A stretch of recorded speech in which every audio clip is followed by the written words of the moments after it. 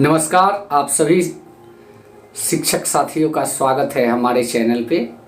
दोस्तों, आज की इस वीडियो में हम लोग बात करेंगे कुछ ऐसे प्रश्न जो सीटेट की परीक्षा में बार बार पूछे जाते हैं। ये ऐसे प्रश्न हैं कि घुमा फिरा के इसी को रिपीट किया जाता है 1 to 5 के पेपर में। जैसा कि आप लोग देख सकते होंगे स्क्रीन पे जो प्रश्न आपको दिख रहा है, निम्न में से कौन क्रियाकलाप बच्चों के सीखने में उनके पूर्व ज्ञान का उपयोग नहीं करता। यहाँ पे आप देखिए कि ये जो चीज़ है, नहीं, नकारात्मक प्रश्न। मान के चलिए कि सभी सीटेट के परीक्षा में नकारात्मक पक्ष एक होते हैं, तो यहाँ पे जो बच्चे के पूर्ण ज्ञान से जुड़ने की प्रक्रिया जो होती है, क्रियाकलाप जो होती है, संकल्पना मानचित्र जो है पूर्ण ज्ञान से पूरी तरीके से जुड़ती है। क्योंकि बच्चा पहले मानचित्र में देखा होता है, उसके दिमाग में फिट होता है। विचारावेश में क्या होता है कि विचार करना और पहले की ज्ञान जो होती है उस प्रक्रिया को देख के मिला के वो सोचता है बच्चा। स्कीमा की सक्रियता जो है ये तो जीवन प्रयत्न चलती है। रटना जो है यह पूर्व ज्ञान से उपयोग नहीं किया जा सकता, क्योंकि पहले का पढ़ा हुआ बालक भूलता है।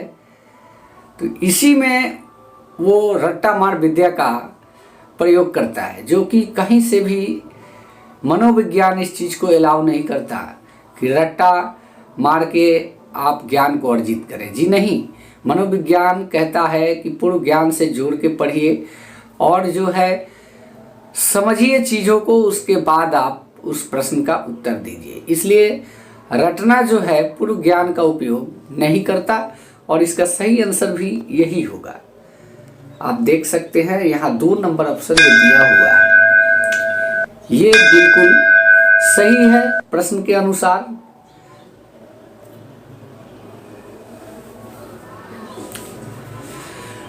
यहाँ पे एक प्रश्न आपको देखने को मिल जाता है, एक बच्चा पेंसिल पकड़ने और लिखने से पहले गेंद फेंकने की क्षमता पा लेता है। जी हाँ, एक बच्चा जो कि शैशवावस्था में भी होता है तो इस काम को कर लेता है। यह विकास की किस सिद्धांत की ओर इशारा करता है? यह विकास के क्रम की एकरूपता जो है, एकीकरण का सिद्धांत। एकीकरण में क्या होता है कि बच्चा जो चीज़ों को सही ढंग से लगाता है उसको एकीकरण कहते हैं।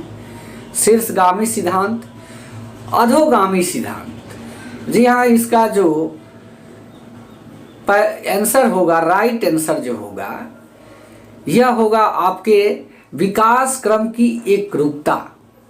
जी हाँ, इसका 4 नंबर ऑप्शन सही है। नेक्स्ट प्रश्न को देखते हैं। यहाँ पे पियाजे के संज्ञानात्मक विकास के सिद्धांत के अनुसार प्रतिवर्तीता किस क्रिया के उल्टे क्रम में कर पाना किस चरण की बुनियादी उपलब्धि है? मूर्त संक्रियात्मक, औपचारिक संक्रियात्मक, पूर्व संक्रियात्मक, संवेदी गामक चरण। जी हाँ, इसमें कह रहा है कि क्रिया को उल्टे क्रम में कर पाना। जी हाँ, जैसा कि कोई बालक है खिलौने को तोड़ देता है और उसके बाद फिर से उसको जोड़ने की कोशिश करता है, तो यहाँ पे इसका जो राइट आंसर होगा पूर्व संक्रियात्मक के चरण है। ये जो है पूर्व संक्रियात्मक के चरण है। घुमाया है कि इसमें लोग समझ नहीं पा रहे हैं कि किस प्रकार से प्रश्नों का हल करें। इस बार का रिजल्ट जो है कितना होगा, इस बात को कहना बहुत ही अनुचित होगा, क्योंकि बहुत सारी प्रश्न ऐसे हैं कि उसका आंसर दे पाना सभी के बस की बात नहीं है। निम्न में से कौन सा समावेशी अध्यापन का सिद्धांत नहीं है? समावेशी का मतलब ये हुआ कि सभी प्रकार के बच्चों को एक क्लास में, स्कूल में जगह मिले। तो इसका जो 4 ऑप्शन दिया हुआ है, व्यक्तिगत विविधताओं को अपनाना, विभिन्नताओं के अनुसार तंत्र अनुकूलन, समता पृथक्करण और नामीकरण। जी हाँ, यहाँ पे जो नहीं अलाउ करता, व्यक्तिगत विविधताओं को अपनाना ये तो अलाउ करता है। विविधताओं के अनुसार जो साधन है, संसाधन है, उसके अनुसार पूरी तंत्र को अनुकूल करना, उसके अनुकूल बनाना, अनुरूप बनाना, ये भी एक तरह से समानता ही है। समता का मतलब आप लोग समझते ही हैं सभी के लिए। और पृथकीकरण का मतलब होता है अलग करना और नामीकरण करना, माने चिन्हित करना। तो ये चीज़ जो है समावेशित कक्षा अलाउ नहीं करते, यानी कि इसका जो 4 नंबर ऑप्शन आप देख रहे हैं ये अलाउ नहीं करता है। ये भी एक नकारात्मक प्रश्न है, आप देख सकते हैं। तो यहाँ पे जब भी एक ट्रिक है, सीटेट की परीक्षा आप लोग देने जाएं तो नामाकरण जो नहीं, ये जो नहीं का निगेटिव जो साइन है उसको हाईलाइट कर देंगे, तब जाके आपको प्रश्न का आंसर देने में आसानी होगी। बच्चों द्वारा धारण की गई वैकल्पिक अवधारणाएं और भ्रांतियां दर्शाती है निराधार दावे, अस्थायी वैचारिक ठहराव, सीखने में असमर्थता, विशेष अवधारणा के बारे में सहज ज्ञान युक्त विचार। देखिए यहाँ पे जो बच्चा, अगर कुछ बच्चे जो है उनकी कल्पना, वैकल्पिक अवधारणाएं और भ्रांतियाँ जो बच्चे के अंदर होती है, वो चीज़ ये दर्शाती है कि बच्चा सीखने में असमर्थ है, क्योंकि वैकल्पिक चीज़ वो करता है, यानी कि अनुमानिक चीज़ कर रहा है, तो बच्चा सीखने में असमर्थ होगा। ये 3 नंबर ऑप्शन सही है।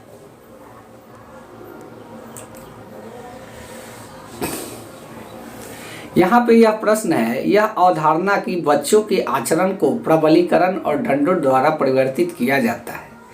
इस विचार पर आधारित है कि प्राथमिक रूप से विकास किससे प्रभावित होता है, केवल आनुवंशिकता से, केवल वातावरण से, ना तो केवल आनुवंशिकता से, ना ही वातावरण से। यहाँ पे आप सही आंसर लेंगे तो बच्चे का जो शारीरिक और मानसिक विकास जो होता है वो आनुवंशिकता से भी होता है और वातावरण से। यहाँ पे आनुवंशिकता का तात्पर्य होता है पैतृक परिवार से, माने जनरेशन के अनुसार, और वातावरण का मतलब यहाँ होता है सोसाइटी, समाज, परिवार, समुदाय, विद्यालय, ये सारी चीज़ें जो समाज के दायरे की चीज़ है वहाँ से। तो ये दोनों के सहयोग से ही बच्चे के विकास संभव हो पाती है। 4 नंबर इसका सही आंसर है। यहाँ पे एक लिंग से प्रश्न है। जी हाँ, आप लोग देख ही रहे हैं कि बार बार इस प्रश्न को रिपीट करता है सीटेट, इसलिए जानना बहुत जरूरी है आप लोग के लिए। लिंग एक क्या है? सामाजिक अवधारणा है, जैविक, नैतिक, शारीरिक नहीं। लिंग एक सामाजिक अवधारणा है। अवधारणा का मतलब समझते ही होंगे, जो पाल रखा जाता है दिमाग में पहले से कि वो लड़का है, ये लड़की है। तो यहाँ पे एक यह सामाजिक अवधारणा है। बच्चे द्वारा पूरे वर्ष के दौरान किए गए विभिन्न कार्यों का संग्रहण, जिसका लक्ष्य उनके प्रदर्शन रिकॉर्ड को रखता है, का क्या कहलाता है?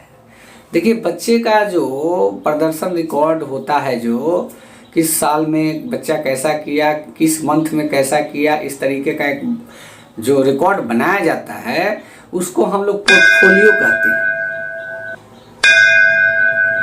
पोर्टफोलियो, यहाँ 4 नंबर ऑप्शन सही है।